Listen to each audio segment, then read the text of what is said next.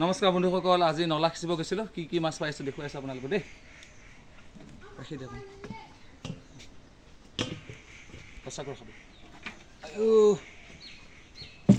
কি মাছ আজি একো 1 কেজি মান 1 কেজি মানে পাইছোঁ খালি পুঠি মাছ আৰু ডাঙৰ তোৰা মাছ এটা আছিলে।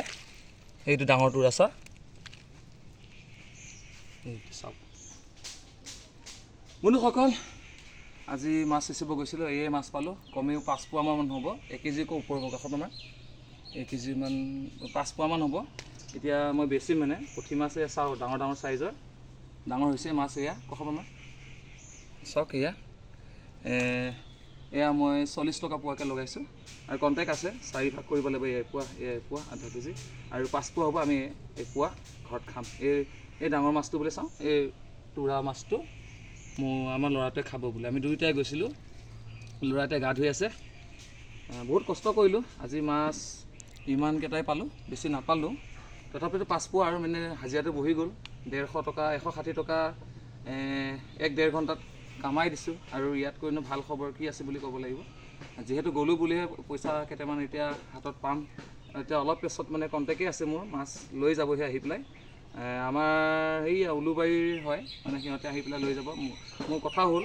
আৰু এয়া মাগুৰ পোৱালিও পাই আহিছোঁ কেইটামান। সেয়া সৰু সৰুকেইটা পুখুৰীত এৰি দিম বুলি ভাবিছোঁ। আজি গৰগৰীয়া মাছ নোলালে। বহুত আশা কৰিছিলোঁ গৰৈ, ডাঙৰ গৰৈ কাৱৈ পাম বুলি, মাগুৰ পাম বুলি। তেনেকুৱা ভবামতে কামটো নহ'ল। কিন্তু ল'ৰাই খাবলৈ কাৰণে ডাঙৰ তোৰা মাছ এটা পাইছোঁ। এয়া চাব পাৰি। ইমান কমে এইটো 100 গ্ৰামমান হৈ যাব। তোৰা মাছটো ডাঙৰ আছে, মানে কেমেৰা কোৱালিটি ঠিক নহয়, ধৰিব নোৱাৰে। সেইটো কাৰণে অলপ সৰু যেন পাব পাৰে।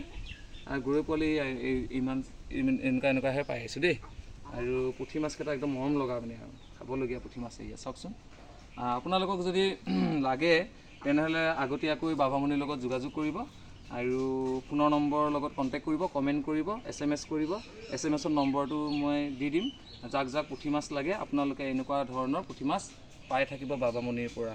আৰু চিন্তাৰ কোনো কাৰণ নাই। মই যি বস্তু দিম বুলি ক'লে দিওঁৱে, আৰু মানুহকেইটা নিৰাশা কৰা নাই।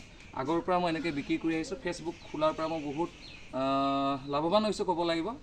আৰু বেপাৰ বাণিজ্য ধুনীয়াকৈ চলি আছে। আপোনালোকৰো মানে কিবা এটা নোপোৱা বস্তু এটা বাবামণিৰ পৰা ক্ৰয় কৰি লৈ যাব পাৰিব। কোনো বাবামণি থকালৈকে কেতিয়াও মানে চিন্তা কৰিব নালাগে। যি বস্তু দিম বুলি ক'লে মই দিম। আপোনালোকে নিজে আহিব লাগিব, কাৰণ আপোনালোকে অলপ পইচা খৰচ হ'ব আপোনালোকৰ।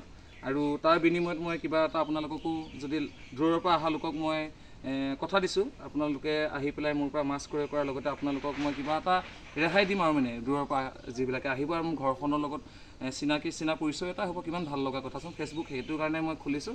বহুত মৰম লাগে মোৰ ফেচবুক। সেইটো কাৰণে ফেচবুকত কাম কৰাৰ পৰা মই বহুত উন্নতি হৈছে বুলি ক'ব লাগিব। বহুত মানুহৰ লগত মই চিনাকি ঘটিছে আৰু বহুত ভাল ভাল ফ্ৰেণ্ড মই পাই গৈছোঁ। বেয়া কমেণ্ট কৰা মুখাটো বাদ দেই বাৰু। তথাপিতো যিবিলাক এতিয়া মোৰ লগত সদায় নিতৌ প্ৰত্যেক দিনেই কেতিয়াবা কল আহে, কলত আমি যোগাযোগ হৈয়ে থাকোঁ। বহুত ভাল লাগে। আৰু দূৰ মানুহৰ লগতো মই চিনা পৰিচয় হ'বলৈ পাইছোঁ। খুব সৌভাগ্য বুলি ক'ব লাগিব।